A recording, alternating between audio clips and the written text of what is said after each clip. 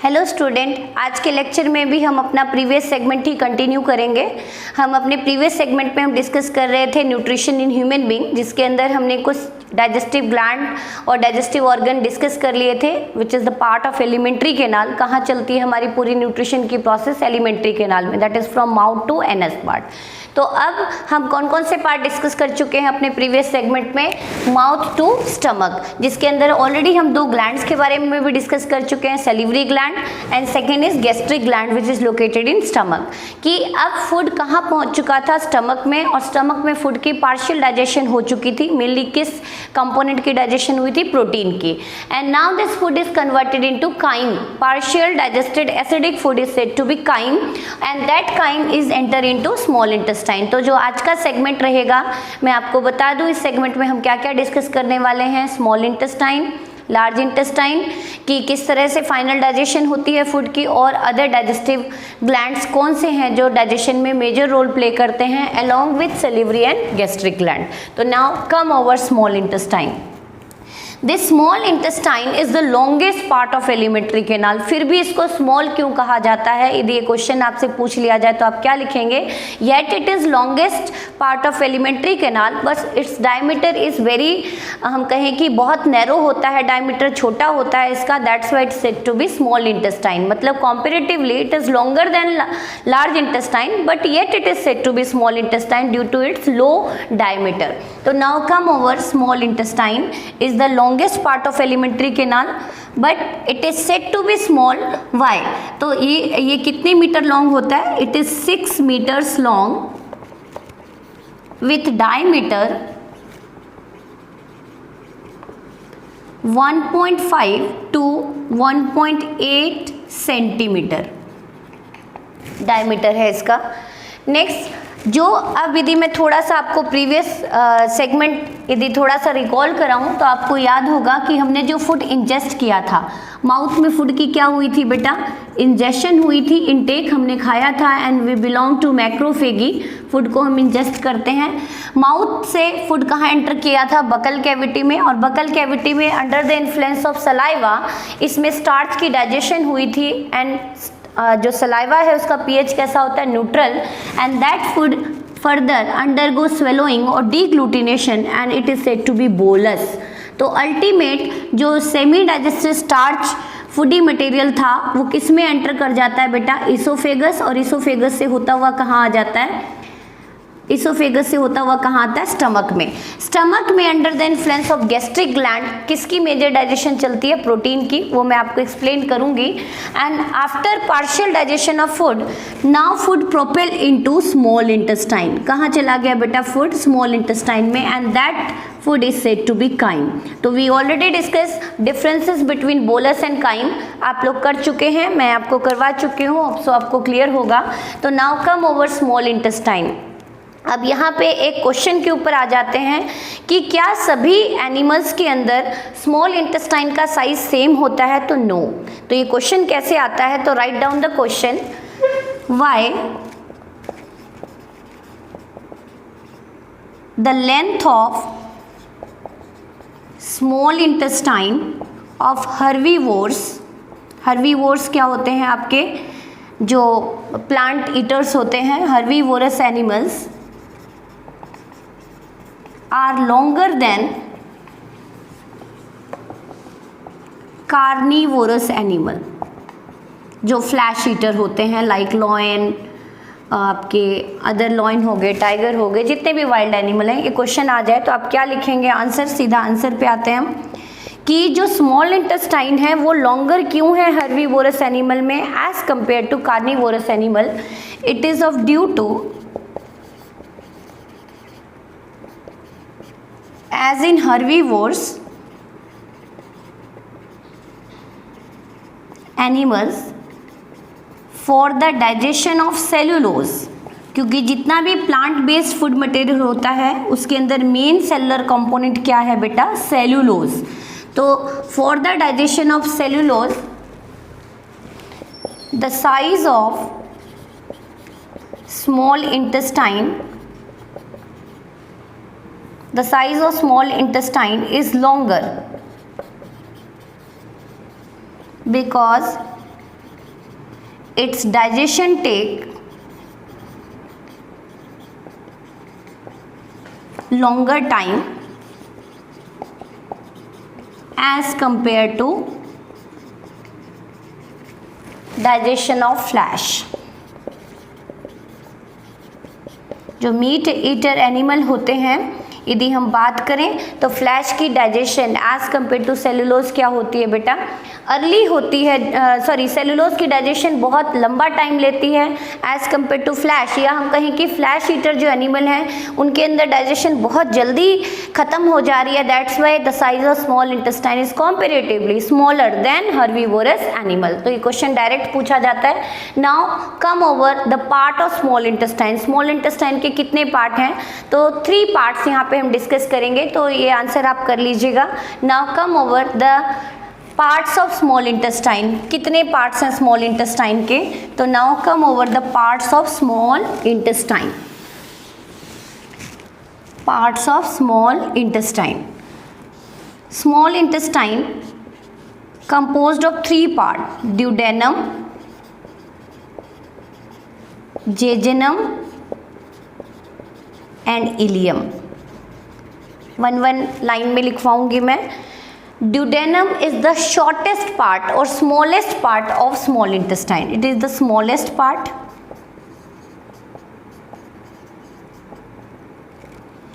smallest part होती है and it is site of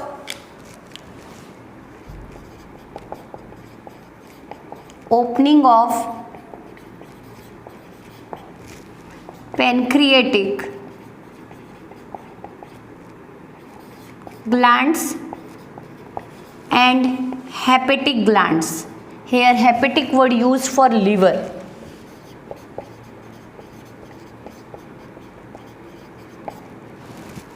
It is site of opening of pancreatic and hepatic gland। मतलब जो भी food भी यहाँ एंटर कर रहा है स्टमक से, और जो पेनक्रियाज अपने जूस को लेके आ रहा है वो भी कहाँ ड्रेन कर रहा है बेटा, ड्यूडेनम में, और लीवर भी अपने जूस को कहाँ ड्रेन कर रहा है, ड्यूडेनम में। मतलब फाइनली फूड कहाँ पे आके जो काइम है इट एंटर इनटू ड्यूडेनम। कहाँ पे आ चुका है this chyme, enter into duodenum. और यहीं पे पेनक्रियाज भी अपने जूस को ड्रेन करता है, लीवर भी अपने जूस को ड्रेन करता है, which is said to be bile juice. You already studied in lower class.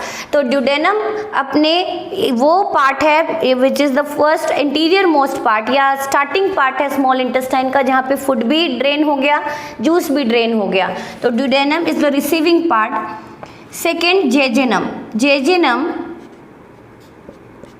It's inner surface, और या हम कह सकते हैं it is final site of digestion.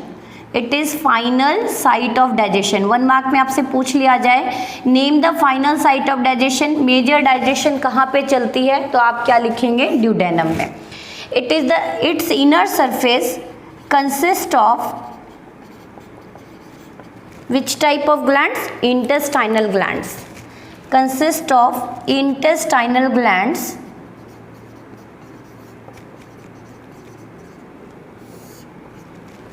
which release intestinal juice known as succus entericus। यहाँ पे कुछ ग्लैंड्स होते हैं जो रिलीज करते हैं इंटेस्टाइनल जूस को, और उस जूस को क्या नाम कहा जाता है, सकस इंटेरिकस। इंटेरिकस एंट्रम वर्ड हम किसके लिए यूज़ करते हैं बेटा, गट के लिए, इंटेस्टाइन के लिए। सकस का एक्चुअल मीनिंग क्या है, जूस। इंटेस्टाइनल जूस के लिए साइंटिफिक टर्म क्या यूज़ किया हमने, सकस इंटेरिकस। तो jejunum its inner surface consists of intestinal gland which release intestinal juice, help in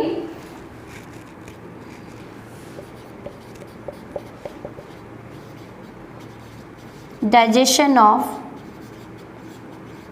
food and digestion चलती है यहाँ पे। ileum, ileum is the longest part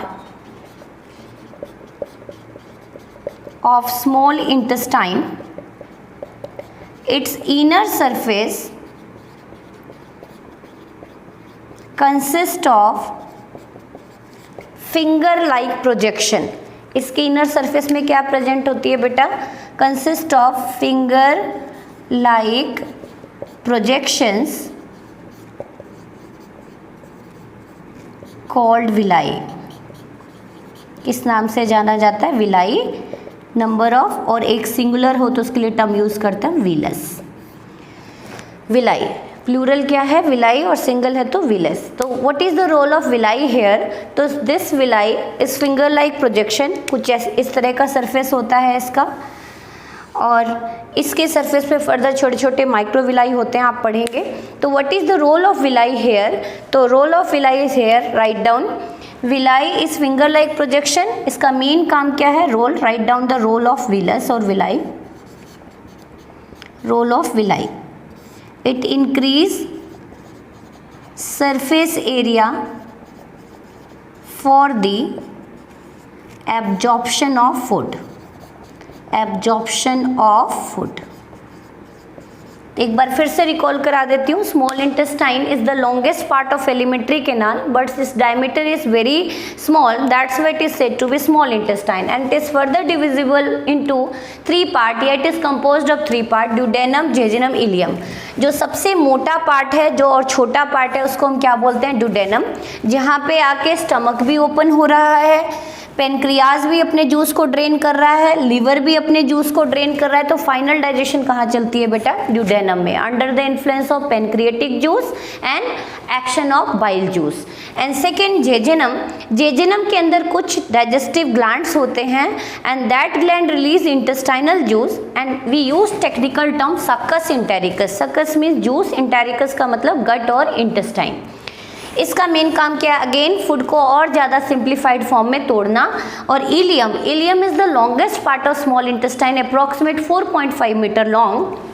और जो इसकी इनर सरफेस यदि हम देखें, it show irregular folds of skin, finger like projections, and these projections are called villi, and this villi increase absorptive surface area. Here this sign represent increase, कि जितना ज़्यादा surface area होगा उतनी ज़्यादा absorption होगी फूड की. Now, after final digestion of food, food enter into large intestine. अब आप नाम से ही देख रहे हैं कि large intestine इसको कहा गया है, लेकिन जो इसका साइज है, इसकी लेंथ है, वो कितनी होती है बेटा? 1.5 मीटर. थोड़ा सा चेंज कर लीजिएगा. स्मॉल इंटेस्टाइन की डायमीटर हमने 1.5 सेंटीमीटर लिखी थी. You can change 2.5 to 3.8 centimetre. Diameter कितनी है इसकी बेटा? 2.5 to 3.8 centimetre. Now come over the large intestine, कि after final digestion of food enter into large intestine. Why it is said to be large intestine? Because its diameter is more as compared to small intestine. जो इसका diameter है बेटा, ये small intestine के comparison में क्या है? ज़्यादा है, इसीलिए इसको क्या कहा जाता है? लार्ज इंटेस्टाइन का कहा जाता है. तो लेंथ के ऊपर नेमिंग नहीं की गई है स्मॉल एंड लार्ज की. नेमिंग जो दी गई है वो किसके बेस पे दी गई है? डायमीटर के साइज के अकॉर्डिंग दी गई है. If diameter is small then it is said to be large intestine. If diameter is small है तो उसको स्मॉल इंटेस्टाइन कह दिया, लार्ज है तो हमने लार्ज इंटेस्टाइन कह दिया. तो now food enter into, after final digestion enter into large intestine. Large intestine lack digestive gland. इसके अंदर डाइजेस्टिव ग्लैंड्स क्या होते हैं? एब्सेंट होते हैं. Hence there is no participation in digestion. तो अब डाइजेशन तो हो नहीं रही, तो फूड की फाइनल डाइजेशन कहाँ हो चुकी है बच्चों? स्मॉल इंटेस्टाइन में. एब्जॉर्प्शन भी कहाँ हो चुकी है? इलियम में. तो अब कौन सा फूड यहाँ पहुँचा है? तो here undigested food enter into large intestine. अब जो अनडाइजेस्टेड फूड है उसके अंदर बहुत सारे ऐसे आयंस हैं, sodium ion, potassium ion and further other like calcium ion. तो उनकी एब्जॉर्प्शन कहाँ चलती है? लार्ज इंटेस्टाइन में, along with major absorption of water, ताकि जो अनडाइजेस्टेड वेस्ट है it finally transform into faeces और अनडाइजेस्टेड वेस्ट मटेरियल. तो here large intestine, why it is said to be large? Is it clear to all of you? Because it's diameter is 4 to 6 centimeter. So now come over large intestine. So after final digestion of food in small intestine, the food enter into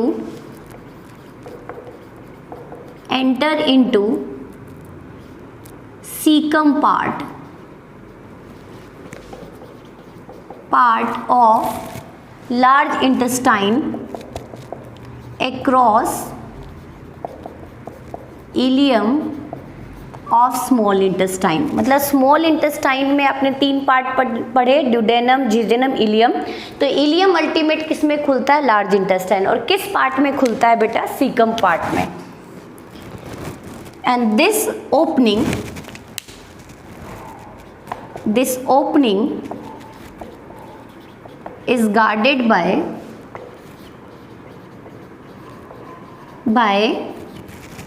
ileocaecal valve. Ileo word कहाँ से आया बेटा? Ilium से। And ileocaecal, sickle कहाँ से term use किया हमने? Caecum. Ilium part किसका था बेटा? स्मॉल इंटेस्टाइन का। और सीकम पार्ट किसका है? लार्ज इंटेस्टाइन का।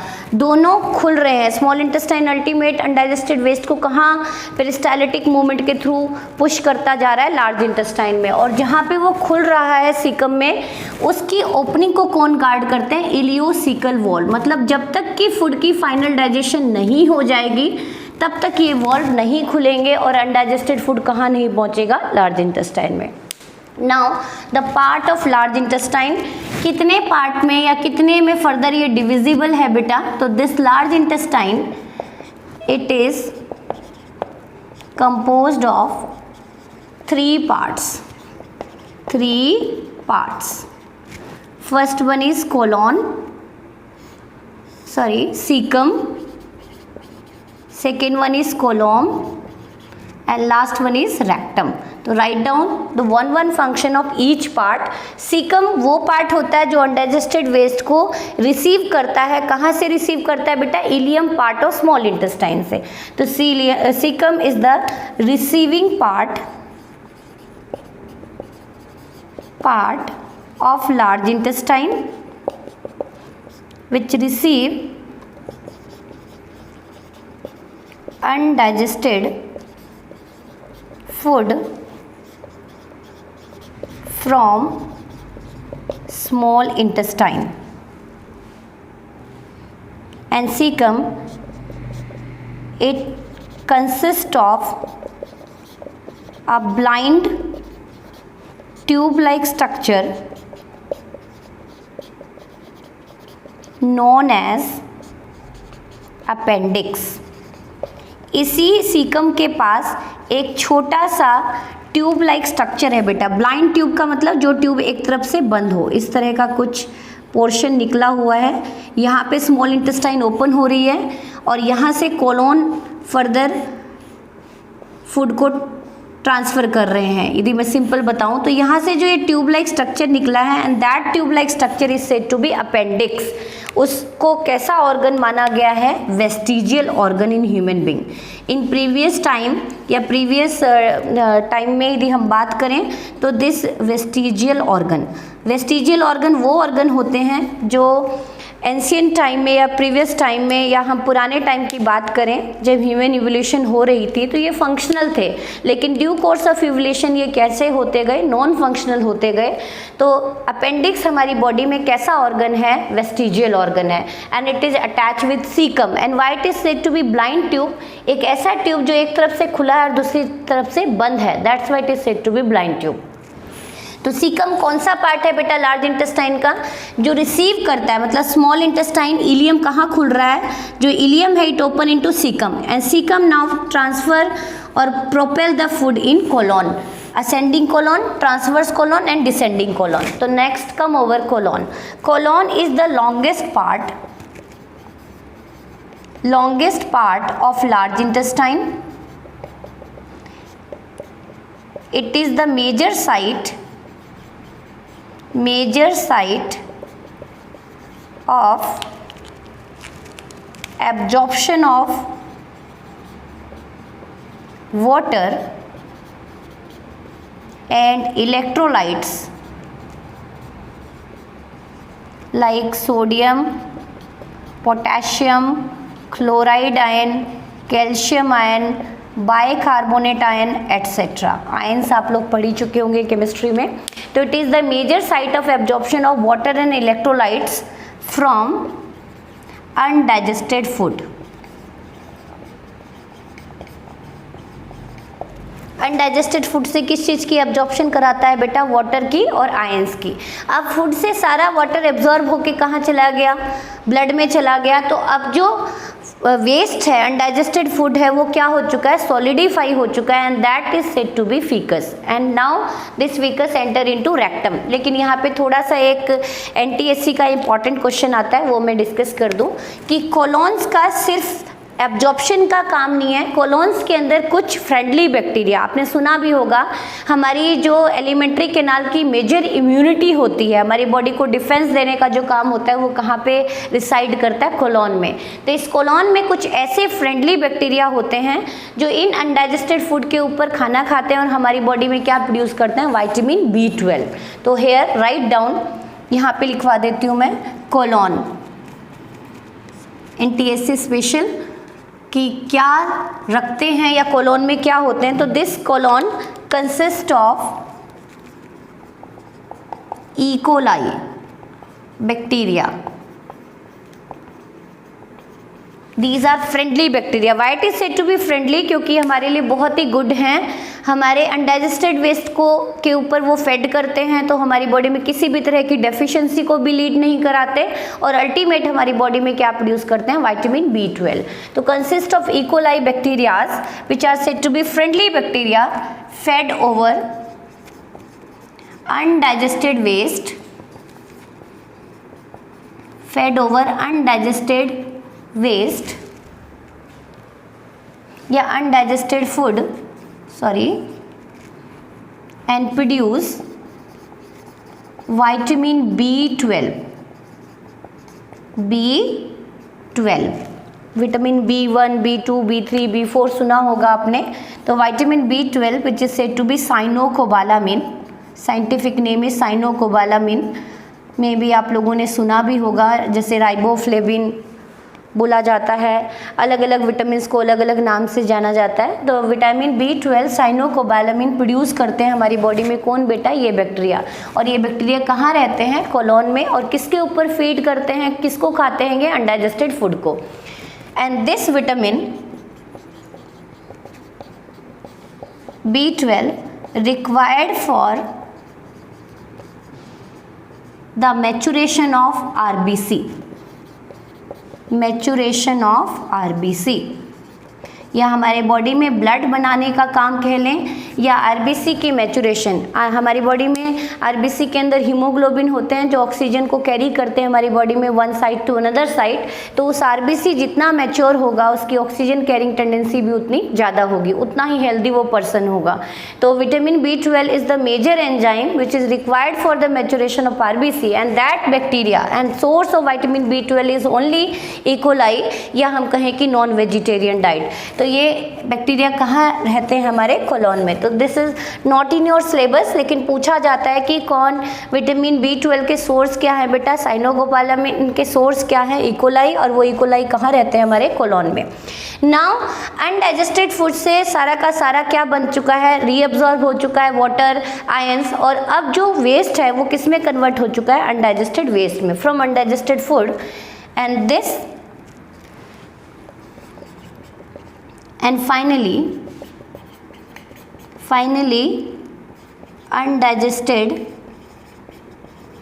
waste which is said to be fecal matter are produced। कहाँ प्रोड्यूस होते हैं बेटा? कोलोन में। तो जितनी देर तक अनडाइजेस्टेड वेस्ट कोलोन में रहेगा, उतनी तेजी से वाटर एब्जॉर्ब होते जाएंगे और फीकस कैसा होता जाएगा? Highly solid, and ultimate some time lead to constipation. तो rectum is the end part of large intestine. तो this rectum store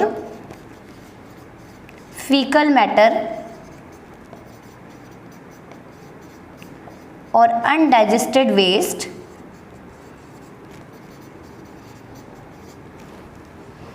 undigested waste को क्या करके रखता है? स्टोर करके रखता है, and that is matter is said to be undigested waste. Now this rectum finally lead to anus. तो last organ of alimentary canal is anus. Anus participate in defecation. What do you mean by defecation? Here we use term egestion. तो आप लोगों ने पढ़ा ही है कि हमारे nutrition के कितने स्टेप हैं बेटा, total 5 step. First one is ingestion, second one is digestion, third one is absorption, fourth assimilation. Assimilation मतलब जो भी फूड एब्जॉर्ब हुआ है वो अल्टीमेट ब्लड से कहाँ पहुँच जाएगा, सेल, जहाँ पे उसको फर्दर सेल यूज़ करते हैं एनर्जी प्रोड्यूस कराने के लिए या सेल की रिपेयर के लिए, ग्रोथ पर्पस के लिए। लेकिन जो वेस्ट है वो अल्टीमेट कहाँ स्टोर हो गया, जाके रेक्टम में, और रेक्टम से धीरे धीरे ये प्रोपेल होके बाहर निकलता है एनस से। तो anus participate in defecation. What do you mean by defecation here? Defecation is removal of or ejection of fecus. Here fecus is undigested waste. So what is the site of ejection? Anus, or its opening is guarded by sphincter. Its opening is guarded by anal sphincter. Anal sphincter, इसकी opening को कौन guard करते हैं बेटा? Anal sphincter. तो ये था अपना alimentary canal. Now last come over digestion of food. Now last come over digestive gland. We already discussed about salivary gland and gastric gland in previous segment. Today we will discuss about rest 3 glands which is located in alimentary canal, liver, pancreas and intestinal gland. Salivary gland क्या release करते हैं बेटा? Saliva which consist of salivary amylase. We already discuss कि saliva में क्या क्या होते हैं, वाटर होता है, आयंस होते हैं, और कौन सा एंजाइम होता है? सैलिवरी अमाइलेज, जो किसकी डाइजेशन कर रहा था बेटा? स्टार्च की। फिर यहाँ पे गैस्ट्रिक ग्लैंड क्या रिलीज करते हैं? HCl, pepsin and rennin. Pepsinogen and prorennin हम डिस्कस कर चुके हैं, जो HCl के प्रेजेंस में किस में कन्वर्ट हो जाते हैं? एक्टिव फॉर्म में। लीवर यहाँ पे क्या रिलीज करता है बेटा? तो आप पढ़ चुके हैं, लीवर रिलीज बाइल जूस। क्या रिलीज करता है? Bile juice. Slightly greenish yellowish colour का जूस होता है बाइल जूस, जो कहाँ स्टोर रहता है? एक सैक लाइक स्ट्रक्चर में which is said to be gall bladder. Release कौन कर रहा है बेटा? लिवर, और स्टोर कहाँ रह रहा है? वो गॉल ब्लैडर में stored. Bile juice stored in, here I mention bile juice stored in gall bladder. कहाँ स्टोर रहता है? गॉल ब्लैडर में। ऑप्शन क्लियर है आपको? तो इसके लिए थोड़ा सा लिवर का इंपॉर्टेंट क्वेश्चन एनटीएससी में आता है कि बाइल जूस जो है क्या वो एंजाइम है? तो it doesn't consist of any type of enzyme, it behave as emulsifier. Bile juice किससे मिलके बना है, थोड़ा सा उसके बारे में लिख लेते हैं। तो here bile juice are composed of water, bile pigments, जो इसको थोड़ा सा ग्रीनिश कलर और येलोइश कलर देता है, बाइल सॉल्ट, 2 तरह के सॉल्ट होते हैं इसके अंदर, sodium glycolate and sodium taurocholate, जो आप हायर क्लास में पढ़ेंगे, and most important sodium bicarbonate. Sodium bicarbonate, sodium bicarbonate, इससे मिलके बना होता है bile juice. It doesn't consist any type of enzyme, not consist of any digestive enzyme. कोई भी डाइजेस्टिव एंजाइम नहीं होता। तो क्या रोल है इसका? तो this bile juice doesn't play any important role in digestion, direct digestion नहीं करता, it behave as emulsifier. Bile juice behave as emulsifier. अब ये इंपॉर्टेंट क्वेश्चन है आपका बोर्ड का कि why bile juice is said to be emulsifier? Because it participate in emulsification. तो यहाँ पे थोड़ा सा आप देखें तो ये एक फैट है बेटा, लार्ज फैट ग्लोब्यूल। आपने फैट बटर के फॉर्म में लेते हो या किसी नट्स के फॉर्म में लिया, घी के फॉर्म में लिया, this is a large fat globule जो आपने इंजेस्ट किया है किसी भी फॉर्म में। लार्ज फैट ग्लोब्यूल जिसका सरफेस एरिया आपको क्या दिख रहा है, साइज़ क्या दिख रहा है? बहुत बड़ा, लार्ज। तो इसके ऊपर जब बाइल जूस एक्ट करता है, when bile juice act over large fat globule, इसको छोटे छोटे टुकड़ों में तोड़ देता है। ये छोटे छोटे टुकड़ों में तोड़ दिया। These large fat globule break down into small small globule, and these small small globule, small fat globule, small fat globules, break down कर दिया इसने। And that process of break down of large fat globule into small fat globule is said to be emulsification. इस process को क्या बोलते हैं? Emulsification. तो bile juice को क्या कहा जा रहा है बेटा यहाँ पे? इमल्सीफायर। और इसने लार्ज फैट ग्लोब्यूल को किस में तोड़ दिया? छोटे छोटे पार्ट्स में, and that fat is said to be emulsified fat. तो आपसे यदि डिफरेंस पूछ लिया जाए कि what is difference between fat and emulsified fat, तो फैट का साइज क्या है? बड़ा, और इमल्सिफाइड फैट का क्या है? साइज छोटा। जितने छोटे छोटे टुकड़े टूट गए तो सरफेस एरिया क्या हो गया? बढ़ गया। And more is the surface area, better is the activity of fat digesting enzyme that is lipase. तो एक काम तो आपको बाइल जूस का फंक्शन क्लियर हो गया। तो here I mention function of bile juice. Function of bile juice. तो first function it behave as a emulsifier. Second function, final digestion कहाँ चलती है? ड्यूडेनम में। मैंने अभी अभी डिस्कस किया कि एसिडिक काइम जो है स्टमक से अल्टीमेट कहाँ आ चुका है? ड्यूडेनम में। तो अब जो पेनक्रिएटिक एंजाइम है वो किस पीएच पे काम करते हैं बेटा? अल्कलाइन, बेसिक पीएच पे। और स्टमक के एंजाइम किस पीएच पे काम करते हैं? एसिडिक। तो अब बात आती है कि जो फूड स्टमक से इंटेस्टाइन में आ रहा है उसका पीएच तो एसिडिक है, और पेनक्रियाज के एंजाइम तब तक काम नहीं करेंगे जब तक उस फूड का पीएच कैसा ना हो जाए? अल्कलाइन। तो उस फूड को अल्कलाइन पीएच भी कौन देता है? Bile juice, because it consist of sodium bicarbonate. तो here you write down acidic crime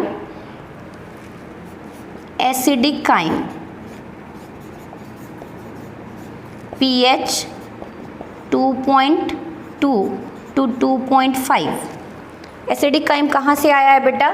from stomach it enter into duodenum, और ड्यूडेनम में क्या रिलीज होता है? Bile juice. तो here this bile juice which is carried out by common hepatic duct and in the presence of sodium bicarbonate, आप formula लिख लें या सिंपली नेमिंग कर दें, कोई दिक्कत नहीं है। This convert into alkaline chyme whose pH 8.2 to 8.6। क्या काम हुआ एसिडिक को अल्कलाइन में कन्वर्ट करने का? क्यों ऐसा करता है ये? क्योंकि जब तक अल्कलाइन काइम नहीं बनेंगे तब तक पेनक्रियाज के एंजाइम काम नहीं करेंगे। तो बाइल जूस के यहाँ पे दो फंक्शन है बेटा। एक तो इमल्सीफायर, सरफेस एरिया को बढ़ा दिया, क्योंकि more is the surface area better is the activity of lipase. And second, acidic chyme को किस में कन्वर्ट कर दिया? अल्कलाइन काइम में। तो आपसे क्वेश्चन पूछा जाए is bile juice is said to be enzyme और इमल्सीफायर, तो here you must note it behave as a emulsifier to increase surface area.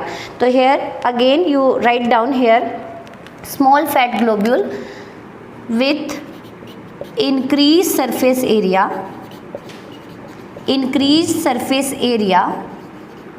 for the activity of lipase.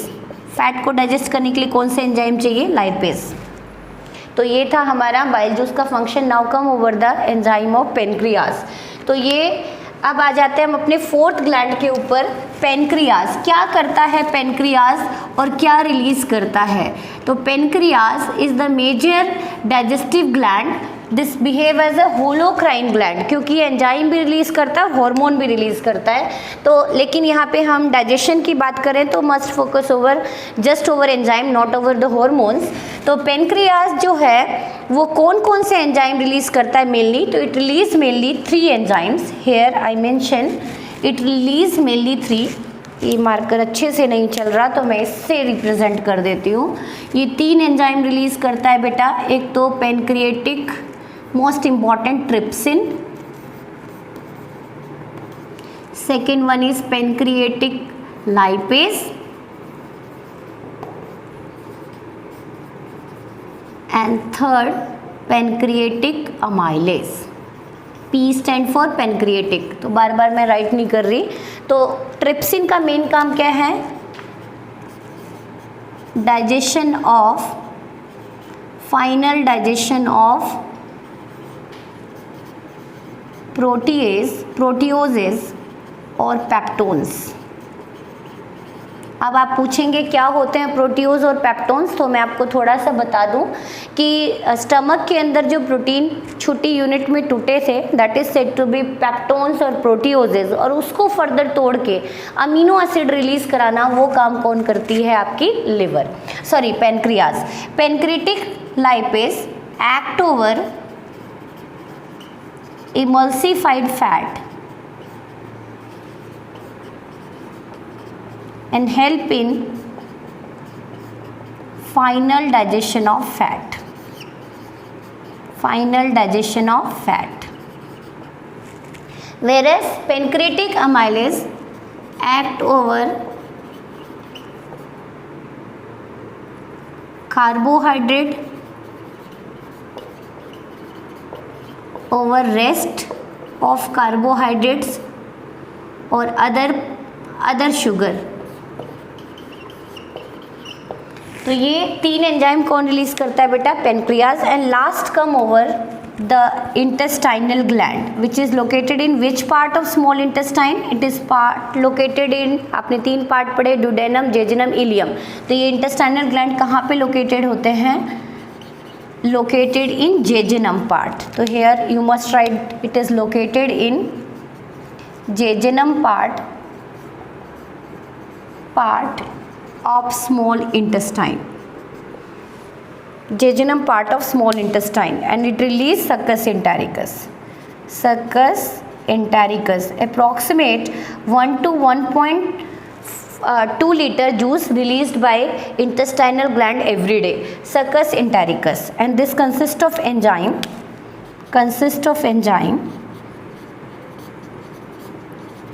enzymes maltase,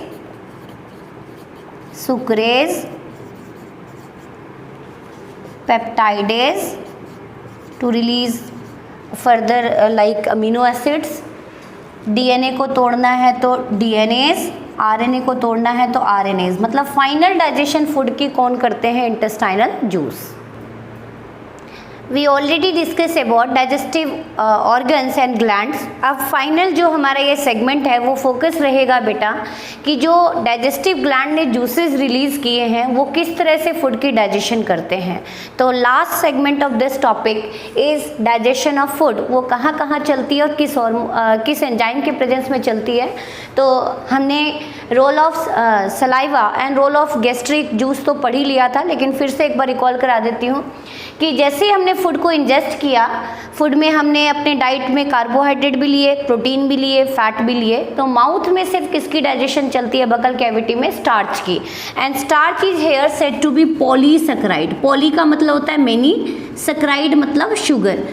ऐसे food moiety जिसमें many sugar हो, poly means many, saccharide मतलब sugar.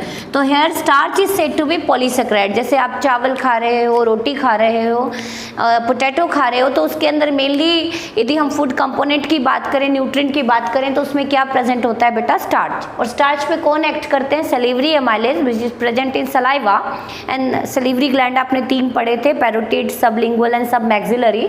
तो ये क्या release करते हैं बेटा? सलीवरी एमाइलेज, जो हमारे स्टार्च को किसमें तोड़ देते हैं? माल्टोज में। Here maltose is disaccharide.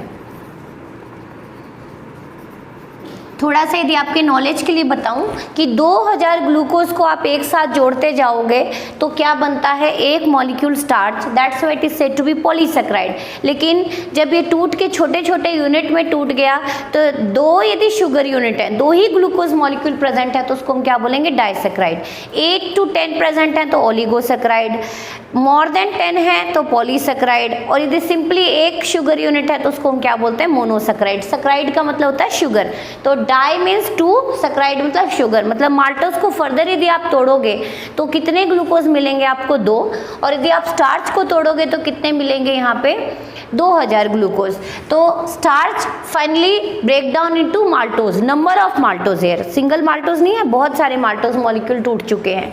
तो वो कौन तोड़ता है बेटा? अमाइलेज। तो आपको सिर्फ 3 ही एंजाइम पे फोकस करना है। अमाइलेज, कार्बोहाइड्रेट की डाइजेशन की बात आए तो कौन करता है? अमाइलेज। प्रोटीन की डाइजेशन की बात आए तो प्रोटीएज या पेप्सिन, ट्रिप्सिन, और फैट की डाइजेशन, लिपिड की बात आए तो लाइपेज। सिर्फ 3 पे फोकस करना है। अब फूड कहाँ आ चुका है बेटा? स्टमक में। स्टमक दो एंजाइम रिलीज करता है, पेप्सिनोजन एंड प्रोरेनिन। ये दोनों ही किस फॉर्म में थे बेटा? इनएक्टिव फॉर्म में। कैसे थे ये एंजाइम? इनएक्टिव। लेकिन in the presence of HCl it convert into active form. तो ये भी पूछा जाता है what is the role of HCl। यदि HCl रिलीज ना हो तो एंजाइम भी एक्टिव नहीं हो पाएंगे।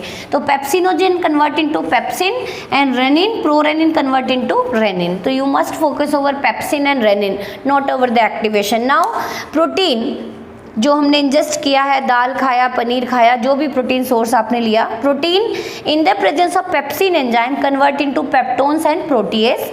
और हमारे मिल्क में दो तरह के प्रोटीन होते हैं बेटा, एक वे प्रोटीन, एक केजिन।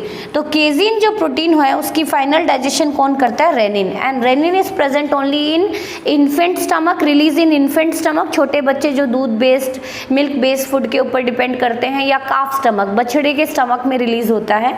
तो this rennin finally convert into paracasein and this paracasein combined with calcium to form paracaseinate, not in your syllabus. You must focus कि पेप्सिन ने उसको किस में तोड़ दिया? पेप्टोन्स में। किस में तोड़ दिया? पेप्टोन्स में। Now food acidic chyme enter into duodenum. लेकिन जो पेनक्रियास के एंजाइम है, इंटेस्टाइन के एंजाइम है, वो किस पीएच पे काम करते हैं? अल्कलाइन। तो ये काम किसने किया था बेटा? बाइल ने। मैं ऑलरेडी बता चुकी हूँ लीवर क्या रिलीज करता है? Bile juice. और वो बाइल जूस स्टोर कहाँ रहता है? गॉल ब्लैडर में। Here this bile juice convert large globule of fat into small globule of fat and this process is said to be emulsification। क्या बोला जाता है इस प्रोसेस को? emulsification। छोटे छोटे टुकड़ों में टूट चुका है, सरफेस एरिया क्या हो चुका है? बढ़ चुका है। और एसिडिक काइम किस में कन्वर्ट हो चुका है बेटा? बेसिक काइम में, इन the presence of which salt? Sodium bicarbonate. Sodium bicarbonate and this sodium bicarbonate is present in bile juice. Now action of pancreatic juice. अब आपने क्या देखा कि प्रोटीन भी कुछ हद तक डाइजेस्ट हो चुके हैं, स्टार्च भी डाइजेस्ट हो चुके हैं, बचा कौन सा? फैट। तो अब हमें फैट की डाइजेशन करानी है और रेस्ट प्रोटीन की डाइजेशन करानी है। तो protein in the presence of trypsin, this trypsin is release by pancreatic juice. Pepsin कौन रिलीज करता है बेटा? स्टमक। और ट्रिप्सिन कौन रिलीज करता है? पेनक्रियास। ये इसको किस में तोड़ देता है? पेप्टाइड्स में। तो you must focus over to protein digesting enzyme. Stomach क्या रिलीज कर रहा है? पेप्सिन। और आपकी पेनक्रियास क्या रिलीज कर रहे हैं? Trypsin. Now starch in the presence of pancreatic amylase. पूरी स्टार्च तो डाइजेस्ट नहीं हुई थी, सिर्फ 30% डाइजेस्ट हुई थी। कहाँ पे? हमारे माउथ में। Rest 70% starch in the presence of pancreatic amylase, here P stand for pancreatic amylase, convert into maltose and emulsified fat, जिसके छोटे छोटे टुकड़े हो चुके थे, सरफेस एरिया बढ़ चुका था, with increased surface area।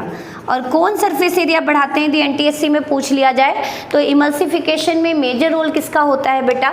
Bile salt का। Here emulsification is perform by bile salt, sodium glycolate and sodium taurocholate. तो emulsified fat in the presence of lipase break down into fatty acid and glycerol. तो आपने क्या देखा कि हमारा starch जो है वो माल्टोज में टूट गया है, प्रोटीन हमारे पेप्टाइड्स में टूट गए हैं और फैट हमारे किस में टूट चुके हैं? फैटी एसिड्स में। लेकिन हमें तो प्रोटीन से अमीनो एसिड निकालना है, कार्बोहाइड्रेट से हमें ग्लूकोज निकालना है। तो फाइनल डाइजेशन कौन करता है बेटा? Intestinal juice. तो now come over the intestinal juice और succus entericus which is released by intestinal gland located in jejunum part. तो peptides in the presence of peptidase. Enzyme को याद करने का तरीका बेटा, लिपिड को तोड़ना है तो लाइपेज, कार्बोहाइड्रेट को तोड़ना है तो एज हम यूज करते हैं। पेप्टाइड्स को तोड़ना है तो पेप्टाइड लिख लिया, ES को हटा के क्या लगा दिया आपने? एज। याद करने का तरीका बता रही हूँ।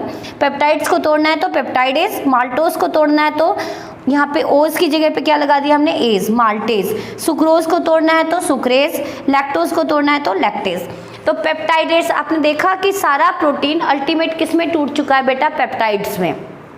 तो जो इंटेस्टाइनल जूस है वो पेप्टाइडेज रिलीज करता है और अल्टीमेट हमारा प्रोटीन किस में टूट चुका है? अमीनो एसिड्स में।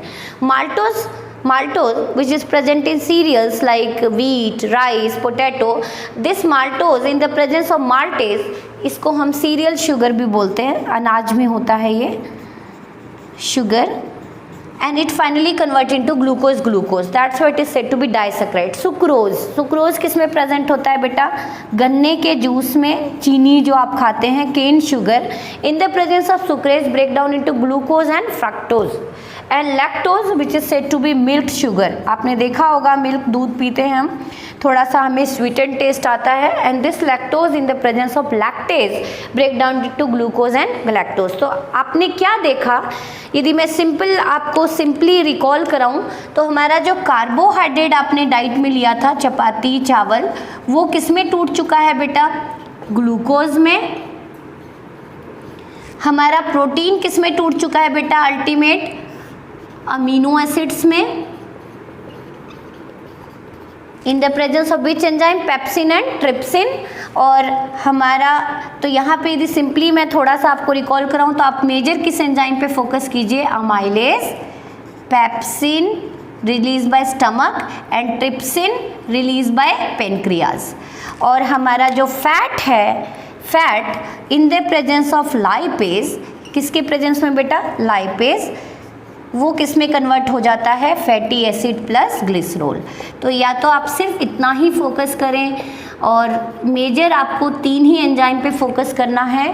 कौन कौन से एंजाइम पे फोकस करना है आपको, अमाइलेज के ऊपर, चाहे वो अमाइलेज आपका स्टमक रिलीज करे, आपका सलाइवा रिलीज करे या पेनक्रियाज रिलीज करे, उसका मेन मोटिव है कार्बोहाइड्रेट को किस में कन्वर्ट करना, ग्लूकोज में। प्रोटीन जो हम डाइट में दाल ले रहे हैं, पनीर ले रहे हैं, उसको अल्टीमेट किस में तोड़ना, अमीनो एसिड्स में। और इसमें मेजर रोल किसका होता है बेटा, पेप्सिन और ट्रिप्सिन का। पेप्सिन कौन रिलीज कर रही है, आपकी स्टमक, और ट्रिप्सिन कौन रिलीज कर रही है, पेनक्रियाज। और लास्ट यदि हम फैट की बात करें, fat is commonly said to be lipid, तो लिपिड को तोड़ना है तो कौन सा एंजाइम चाहिए, लाइपेज। तो प्रोटीन के लिए पेप्सिन एंड ट्रिप्सिन, फैट के लिए लाइपेज, जो इस अल्टीमेट किस में तोड़ देता है, फैटी एसिड एंड ग्लिसरॉल। तो अपना जो फूड हमने डाइजेस्ट किया वो किस में कन्वर्ट हो चुका है बेटा, glucose, amino acid and fatty acid. Now these nutrient simplest form, soluble form, absorb and entered into blood across villi. Villi कहाँ पढ़ा था आपने, इलियम पार्ट में पढ़ा था। और आफ्टर एब्जॉर्प्शन, तो आपने डाइजेशन के बाद मेजर स्टेप कौन सी चली, एब्जॉर्प्शन। और after this food enter into cell where assimilation take place. तो अब जो ये ग्लूकोज है वो कहाँ चला गया, सेल में। सेल ने उसको किस चीज़ के लिए यूज़ किया बेटा, एनर्जी प्रोडक्शन के लिए, फर्दर अदर प्रोसेस के लिए। प्रोटीन को, अमीनो एसिड को यूज़ कर लिया बिल्डिंग ब्लॉक के लिए।